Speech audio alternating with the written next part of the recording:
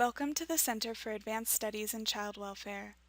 This module is entitled Perceptions of Mental Health, Working with Somali Clients Involved in the Child Welfare System. In this module, we will discuss the intersections between child welfare, immigration, and mental health. This module will provide information and recommendations for working with Somali clients involved in the child welfare system. There are 7 objectives of this learning module.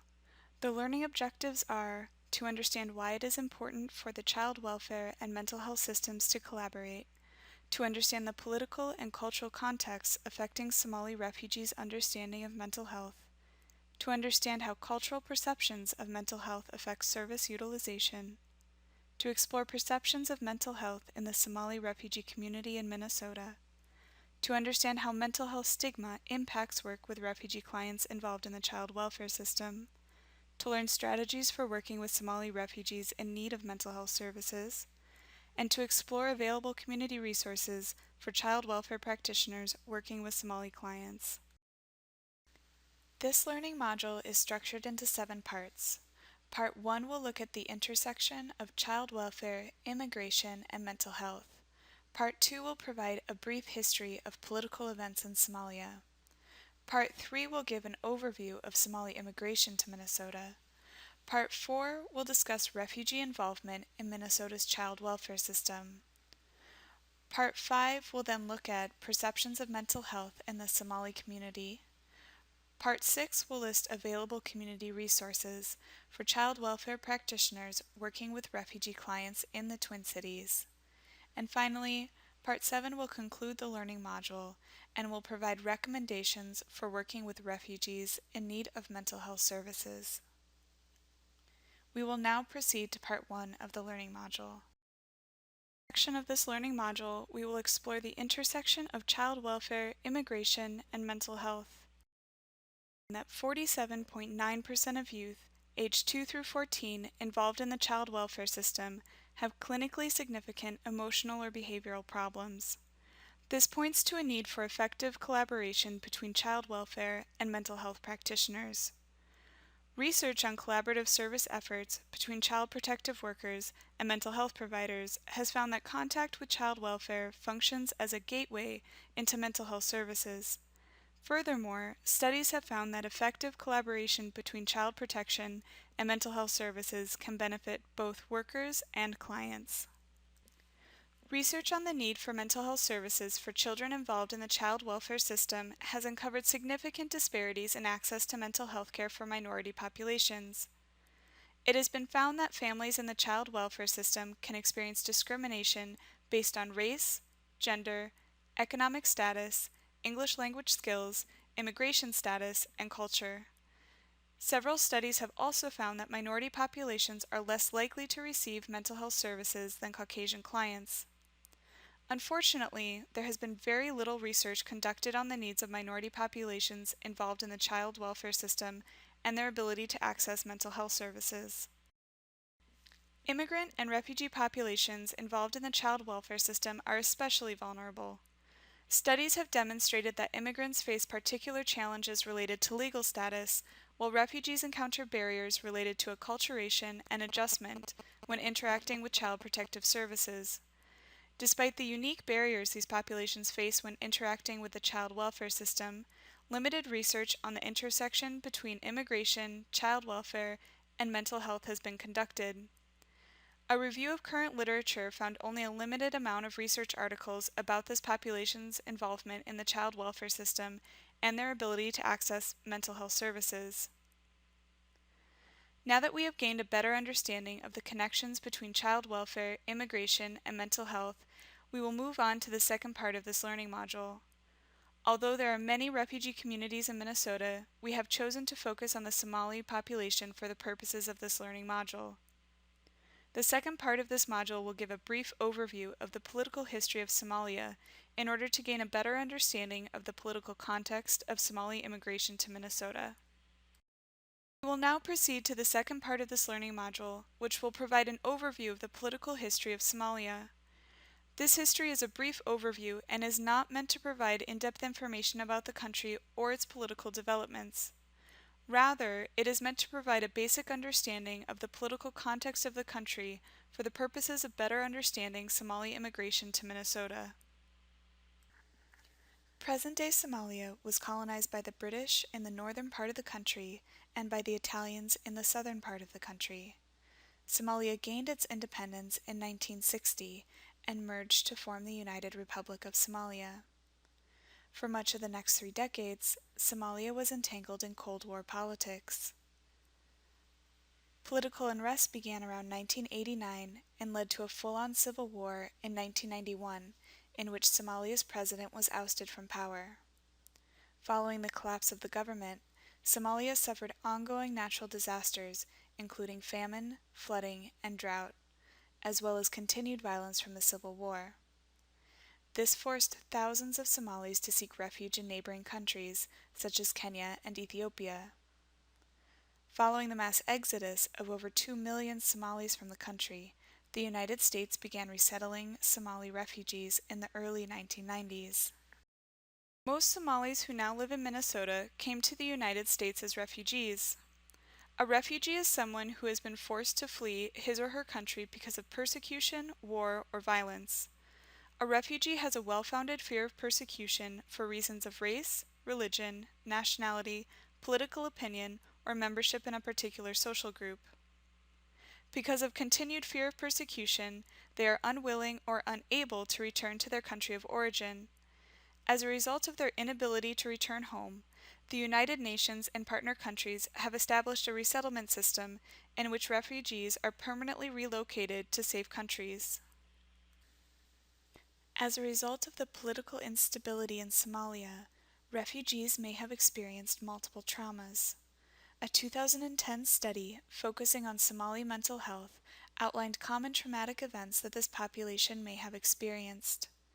These events include trauma resulting from the war, which encompasses fear of being killed, witnessing family members being killed, and witnessing rape. Loss associated with the Civil War, encompassing lost family members and separation from family members. Trauma experienced as a result of the drought and famine, including starvation and malnutrition, disease, infant mortality, death of family members, and fear of dying because of hunger. Stresses resulting from displacement, encompassing lost finances and property, and forced displacement to refugee camps, as well as trauma experienced in the refugee camps themselves, including violence from police and security personnel, imprisonment, lost documentation and money, death threats, and sexual assault. As one Minnesota Somali community member explained, "In Somalia, the problem that we faced, if we start talking about it, it would take a year to talk about. Like in this country, people had houses and people worked. We used to be like that. We used to work and we used to have a normal life." With a better understanding of Somalia's political history and how the Civil War has impacted the Somali population, the next section of this learning module will look at how the Civil War resulted in a large number of Somalis being resettled to Minnesota. Beginning in the early 1990s, the U.S. government began resettling Somalis to the United States. Part 3 of this module will look more closely at Somali resettlement to Minnesota. There are approximately 50,000 Somali individuals living in Minnesota, although some estimates have put the population at over 75,000. This represents the largest Somali community in the world outside of the Horn of Africa. There are many reasons for Somali immigration to Minnesota, but one primary reason is the existence of an established Somali community. This has meant that healthcare, education, and social service systems, among others, are already prepared to address the particular needs of Somalis. A third of Minnesota's Somali residents came directly from refugee camps. Others settled first in another state and then relocated to Minnesota. Most Somalis live in the metro area, particularly in Minneapolis. Currently, nearly a third of Minnesota students who speak Somali at home attend Minneapolis public schools. Smaller numbers of Somalis have moved to Rochester, Owatonna, and other suburban and greater Minnesota communities. A study by Shannon and colleagues in 2010 examined community perceptions of mental health from different refugee populations in Minnesota. The researchers convened focus groups from different refugee communities, including the Somali community. Results from these focus groups revealed high levels of stress post-migration to the United States related to acculturation. When resettling to the United States, refugees often have high hopes and expectations around their own lives and reuniting with family. When life in the United States does not meet these expectations, it can compound thinking related to past traumas. Failed expectations or disappointment can induce high levels of stress, which may develop into symptoms such as memory loss. These stresses resulting from resettling to a new country are known as acculturative stressors. In the focus groups, Somali refugees identified two kinds of stress. The first type of stress is caused by being unable to help people back home. Many families became separated during the war and during flight from Somalia. As a result, refugees may feel intense guilt for having left family members in Somalia or in refugee camps. They may feel guilt for not being able to provide financial support to these family members left behind. For example, one focus group member commented, "People whose families are not reunited tend to have the most problems because of loneliness and hearing about problems they cannot do anything about." The second type of stress identified by the focus groups related to trying to meet basic needs on a daily basis, like paying rent and bills. Newly arrived refugees are often overwhelmed trying to learn new systems, including trying to navigate educational systems, government programs, and social services. Paying rent and bills can be especially stressful because these are things refugees may not have to have done prior to coming to the United States. Youth can feel the added stress of needing to be successful in school while taking care of family members, including parents and siblings.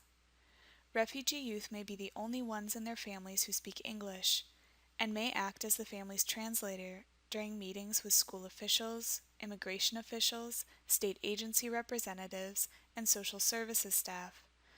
On top of this, they are also adjusting to a new educational system and may be working to help support their families financially.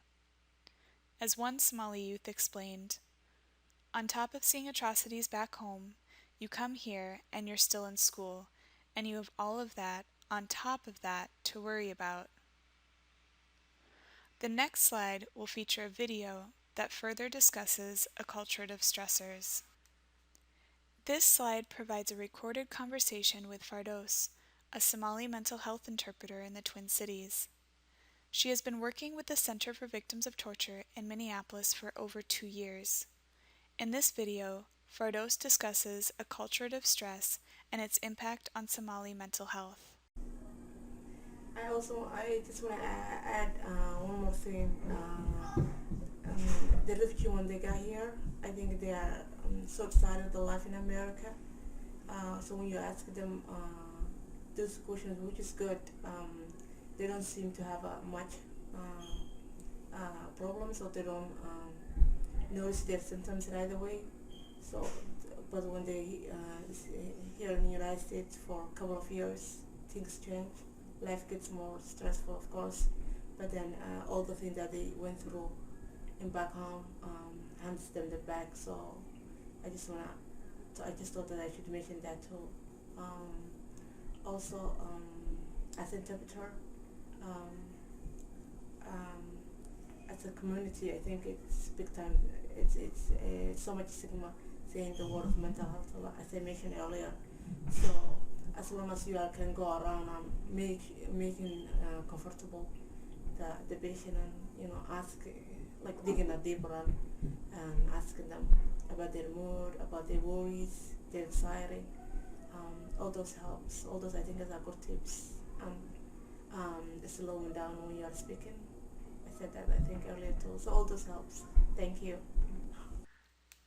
Research indicates that the impact of trauma on an individual varies according to many factors, including the duration of the stressful event, whether the trauma was one single event or multiple events, the stability of the individual's family life prior to the stressful event, the presence of effective coping skills, personal characteristics, and the presence or lack of a support system. As discussed earlier, war and displacement can have significant and long-term impacts on individual mental health. However, war and displacement can also have negative effects on family structures. Witnessing the torture and killing of family members can impede family cohesion and coping. Additionally, separation from family members during times of conflict can fracture entire family systems.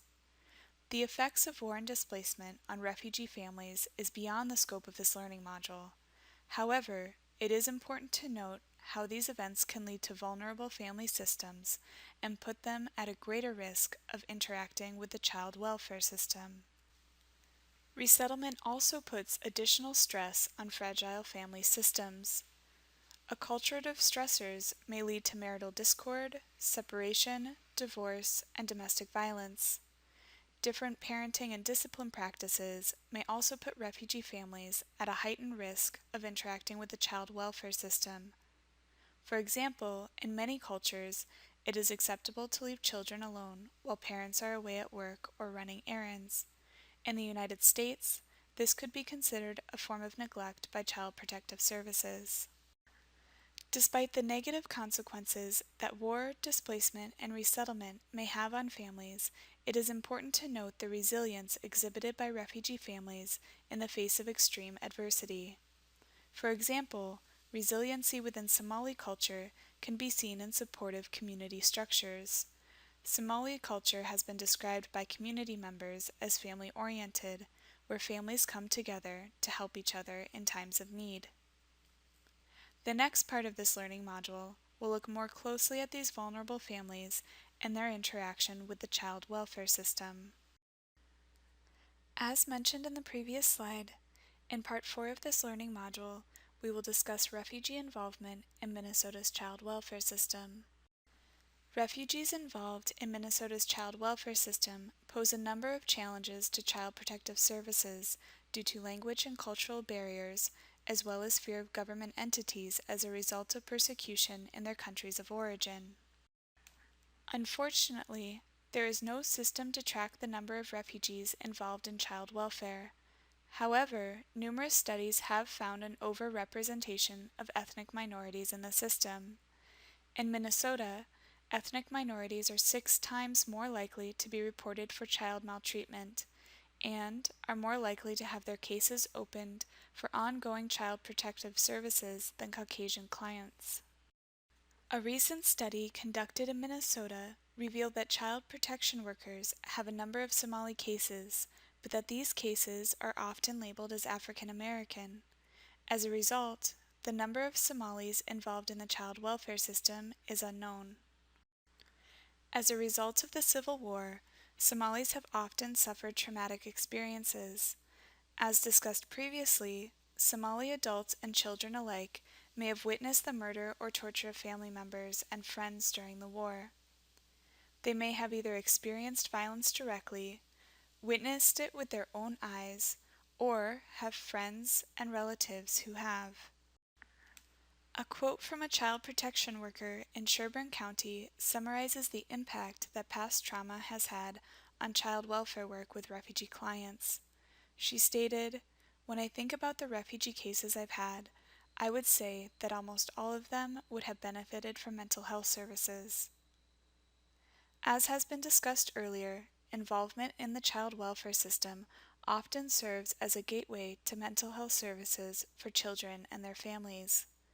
Given Somali's history of experiencing traumatic events, many families that become involved in Minnesota's child welfare system may be in need of mental health services. The next section of this module will look at the mental health needs of Somali refugees in more detail. In order to gain a better understanding of the mental health needs of Minnesota's Somali population, Part 5 of this module will provide a more in-depth discussion of the topic. In a study documenting torture prevalence rates among Minnesota's Somali and Oromo refugee populations, Jarenson et al. Found that 36% of Somali refugees in Minnesota had experienced torture. Somali women had experienced torture at a higher rate of 47% compared to 25% of Somali men who reported having experienced torture. In terms of refugee children, meta-analyses have found a PTSD prevalence rate of 11% among refugee children, demonstrating the need for mental health services for Somali youth in Minnesota. Focus groups of Somali community members and Somali students conducted by Minneapolis Public Schools revealed high rates of anxiety, truancy, depression, and chemical use among Somali students. A study conducted by Bowie and colleagues in 2006 outlined mental health risk and protective factors for Somali refugees. This study is supported by information gathered from focus groups conducted by Shannon and colleagues in 2010. Risk factors for mental health problems include using chemical substances like khat. Khat is a plant similar to tobacco. It is usually chewed and is a stimulant similar to nicotine.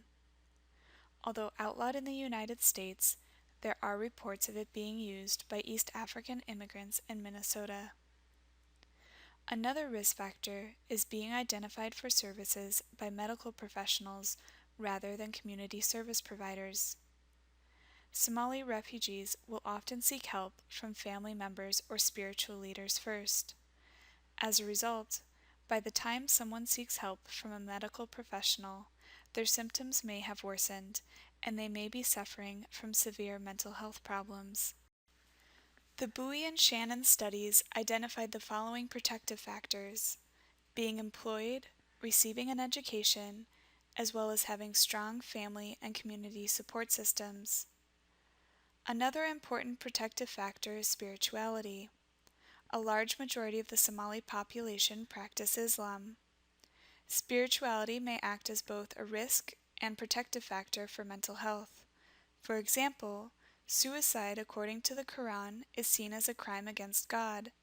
As a result, while faith in Islam might act as a protective factor to discouraging suicide, it also might prevent someone who is contemplating suicide from seeking help. Now that we have gained a better understanding of the prevalence of mental health problems in the Somali community, as well as risk and protective factors, the next few slides will discuss mental health stigma as it relates to perceptions of mental illness, expression of symptoms, as well as service utilization in the Somali community. Stigma surrounding mental health in Somali culture can make it difficult for individuals to reach out for help, especially to individuals who are not part of the Somali community. This has serious repercussions for child welfare practitioners working with Somali clients in need of mental health services. Mental health stigma can be defined as the disgracing, devaluing, and disfavoring by the general public of individuals because they have mental illness symptoms or have been labeled as having a mental illness. Discussing the impact that culture has on mental health stigma, researcher Alberletta Flores has stated that cultural perceptions of mental illness may be associated with tangible threats to the health of society because mental illness engenders fear. In the Somali language, there are no words to convey a conceptual framework that explains a spectrum of health and disease. As a result, individuals are described either as crazy or not crazy. One bicultural child protection worker in Hennepin County from the East African community explains, "In my community, with mental health, you have two things, normal and crazy. That's it. You are normal unless you are crazy. If you say that someone has mental health issues, there's a huge stigma in the community." He then goes on to explain the impact that this stigma has on child welfare work with refugee clients, commenting, "We don't have a word for depression, autism, and PTSD. If you talk to most of the refugees, most of them will have PTSD, But if you tell them that they have mental health issues, they'll say, "Are you telling me I'm crazy?" Finally, he comments on the need to understand the cultural context of refugee families in order to work effectively with cases in need of mental health services, stating, "When kids have ADHD and the social worker talks about it, it's going to be hard for people to understand. And that's why the CPS worker who's working with the mental health worker and the family needs to understand the culture. They need to know how to approach the family." In traditional Somali culture, beliefs in the causes of mental illness are predominantly spiritual or metaphysical. Mental illness comes from God or evil spirits. Illness can be brought on by another person or oneself through curses or bad behavior.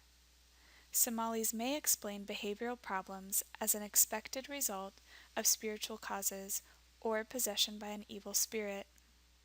Traditionally, healing for these problems was provided by religious leaders or by traditional healers. As one Somali youth explained, mental health is not treated like a disease that could be cured or like a normal disease. The elders see it like they know it's an illness, but it's like a really bad taboo that you just don't talk about, and if you have it, that person is alienated from society. The study by Shannon and colleagues concluded that mental health stigma for Somalis is multifaceted and reflects a number of issues. These issues include fear about losing housing and jobs, shame related to trauma and the struggle with symptoms, avoidance of reminders of trauma, lacking words to talk about mental health, fear of being seen as crazy or untreatable, fear of being alienated from the community, fear of being taken to a hospital, and lack of education about the medical nature of mental illness. In this video, Fardos discusses mental health stigma in the Somali community. Please take a few minutes to watch this video before proceeding with the module. My name is Fardos Igal. I'm a Somali interpreter. I've been interpreter 5 years now, I believe, a little bit over 5 years. But mainly I worked with CVT 2.5 years. Now I worked with clients with mental health. There's a lot of clients who go through a lot back home, and now that they're realizing that all the things that happen, that they are going through a lot of symptoms related to the mental health. Some of the tips I can give when it comes to mental health are people are so afraid of saying or coming out of the causes, should I say. They don't like being labeled that they are mental health, so it's kind of something new to them, because that's another reason could be, I think they never been treated that the way are treated right now. They feel that they've been somebody finally asking them what's so important and making them important, and trying to help them, and they never get used to that. So I think that it helps that you kind of tell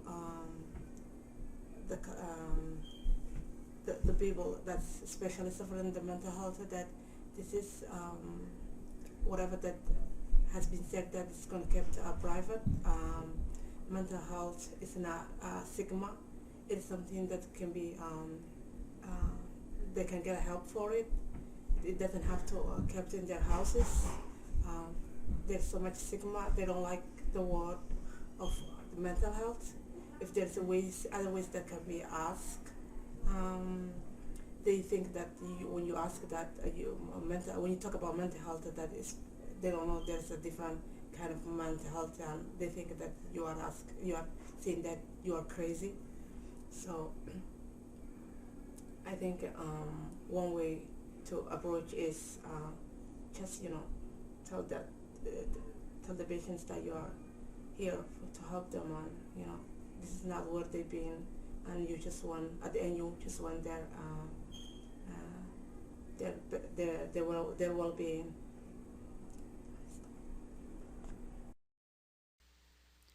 Mental health and treatment are still relatively new concepts among many Somalis. When Somalis exhibit mental health symptoms, families usually provide the primary care. They may also seek help from elders, religious leaders, or traditional healers. Psychological problems are often expressed somatically as a result of stigma surrounding mental health diagnoses. Among the most frequent somatic symptoms described by Somalis when seeking help in a mental health facility are physical complaints, including body pain, headaches, sleep problems, and fatigue, decreased appetite and weight loss, and low energy.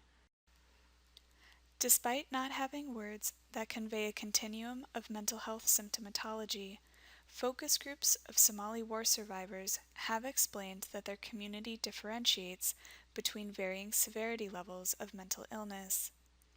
Findings from these focus groups have revealed a continuum of distress in response to war trauma, from totally crazy to mentally unstable but able to care for family. The concept of crazy is often used to describe psychiatric disorders in Somali culture. Crazy describes the following characteristics: being violent, being unable to care for self or family, being unaware of time, place, and surroundings, and having incoherent speech patterns. Unlike crazy, those who are recognized as being mentally unstable or sick are still able to care for family members and are still able to attend mosque regularly. The following characteristics are usually recognized as mental instability: being overly emotional or not emotionally stable, being stressed, and thinking too much about past traumatic experiences. The concept of thinking too much that was brought up in the previous slide can mean thinking about the future, thinking about family members left behind, thinking about past experiences and traumas, and thinking about how to survive. Finally, the concept of feeling distressed can be expressed in a number of different ways, including feeling distraught, having relational problems, or feeling angry, irritable, or mad. Now that we have reviewed mental health terminology and concepts in Somali culture, the next part of this learning module will list available community resources in the Twin Cities that provide supportive services for refugees. This part of the learning module will review available community resources in the Twin Cities. Seeking assistance from a resource outside of the community for mental health problems can be considered shameful in Somali culture. However, working with service providers and organizations that are bicultural or culturally competent may help to improve service utilization by Somali clients. The Family Partnership offers bicultural and bilingual services through their counseling, education, and advocacy programs. The New Americans Community Services is an agency that offers outpatient mental health services with both Western and traditional African elements focused on African immigrants and refugees. The Sabatani Community Center provides social and culturally specific services for residents of South Minneapolis. The Greater Minneapolis Council of Churches Center for Families provides support to African immigrant and refugee teens and their families. They offer social services, including parent-child playgroups for preschoolers, as well as mental health services. The Minnesota Council of Churches Refugee Services Refugee Healing Resource Group is a database with information on services, programs, activities, and places that assist refugees with emotional, psychological, or spiritual healing needs. The Minnesota Department of Health provides information on refugee health topics as well as community resources on their website. The Center for Victims of Torture provides services directly to torture survivors, including medical and psychological treatment and social services. Summit Guidance Center provides bicultural and bilingual mental health services for East African and Southeast Asian clients. This concludes our overview of community resources. However, there are many more that may exist, and you are encouraged to search for additional services depending on your client's needs. Before concluding this learning module, the next section will provide final recommendations for working with Somali clients based on the information provided in this learning module. The final section of this learning module will make recommendations for working with Somali clients in need of mental health services. This slide includes a case study illustrating how mental health professionals at Hennepin County Medical Center have been able to adapt their practice to better serve Somali patients. In 2009, the New York Times wrote an article about health services provided by Hennepin County for refugee patients. This story provides a good case example of how practitioners can adapt their services to meet the needs of refugee populations. However, the article also highlights many of the challenges encountered by health professionals at Hennepin County. Before continuing with the rest of this learning module, please take a moment to read through the article and reflect on best practices that were highlighted. As pointed out in the case example, health and social service providers sometimes struggle with adapting their practice to meet the needs of refugee clients. For example, one challenge that was highlighted in the case example was the difficulty of working with interpreters in mental health settings. As a mental health interpreter, Fardos has years of experience working with Somali clients and service providers in mental health settings. In this video, Fardos acknowledges these challenges that practitioners face when working with refugee populations and provides advice for service providers working with Somali clients. Another thing that I would recommend that's been very useful, especially since I work a lot with mental health patients, is when you ask them and you said to the patients that we here talk about the mental health, they kind of back up and they don't like the term of mental health. So it's always, I find it always useful if you say that how you been doing lately, how was your mood lately, and are you depressed? Then they become open and they are willing to talk and share their stigma with you. It's just that the word of mental. I think that's what's so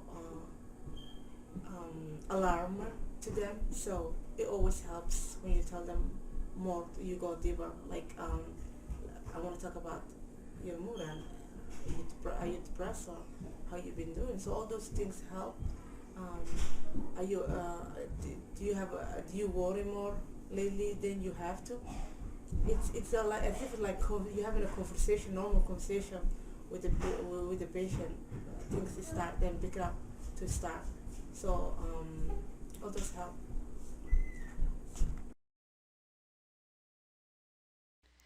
Listed on this slide are a few recommendations for working with Somali clients in need of mental health services. Based on the information provided in this learning module, recommendations for working with Somali clients include understanding mental health vocabulary and concepts used by Somali clients, discussing symptoms, not diagnoses, providing training on mental health interpreting for interpreters working with child welfare clients, and working with available community resources and agencies specializing in providing bicultural or culturally aware services. This concludes the online learning module on the topic of perceptions of mental health working with Somali refugee clients involved in the child welfare system. Thank you for taking the time to listen to this learning module. We hope this presentation has helped to broaden your understanding of how to work with Somali clients involved in the child welfare system. Before exiting the module, please take some time to review the articles and resources referenced in this presentation.